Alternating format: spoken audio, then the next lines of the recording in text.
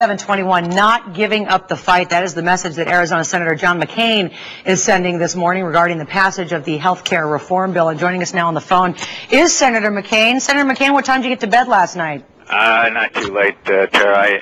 That action was over in the House, and it was pretty much of a foregone conclusion that the wishes of the American people were going to be overridden in an unsavory, sausage-making, Chicago-style process.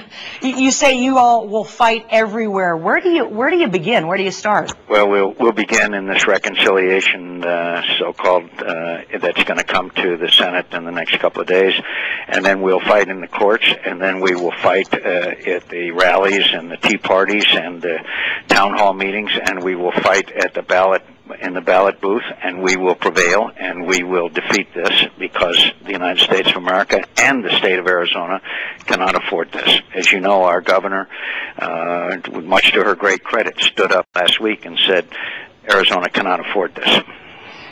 200 Republican amendments in this thing, and I know Nancy Pelosi said this, had bipartisan things contained in it, but obviously you completely disagree.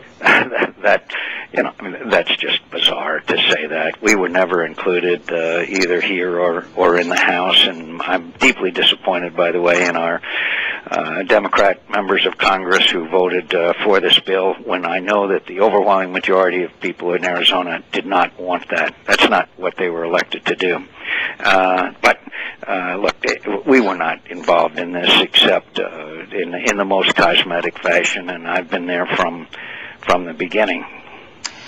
Tom DeLay, I was listening to some comments afterwards. Tom DeLay, in my opinion, had some of the strongest things to say. He said, we essentially watched the burning of the Constitution by Democrats. Do you agree? I think that we will test these I think they're significant constitutional questions. I would also point out that, in all due respect, that Congressman DeLay presided over the spending spree that Republicans went on in earmarking and Abramoff scandals that cost us elections. But the point is that this is a direct contradiction to the overwhelming majority opinion of American people.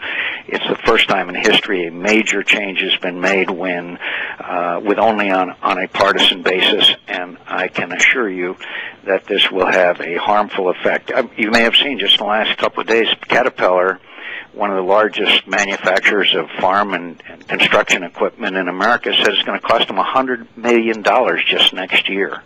And also, the assumptions that were made by the Congressional Budget Office are dead wrong. And one example, Tara, they said that they will cut, in it was the assumption they will cut physicians' payments who treat Medicare enrollees by some 21%. No one believes that that's going to happen. That would turn their so-called deficit results, surplus, into a deficit. It's the worst sausage-making process that I've ever seen since I've been here. And I had town hall meetings on Saturday in Prescott and in the East Valley at Sun Lakes. People are mad, and they're more angry than I've ever seen them, and they should be. Well, yeah, a lot of protests all over the country. It'll be an interesting day. I know this is not over. Senator McCAIN, we appreciate you joining us this morning, and we'll be sharing a lot of viewer comments later because a lot of you have been weighing in today on Facebook and Twitter, so we'll share some of your comments as well.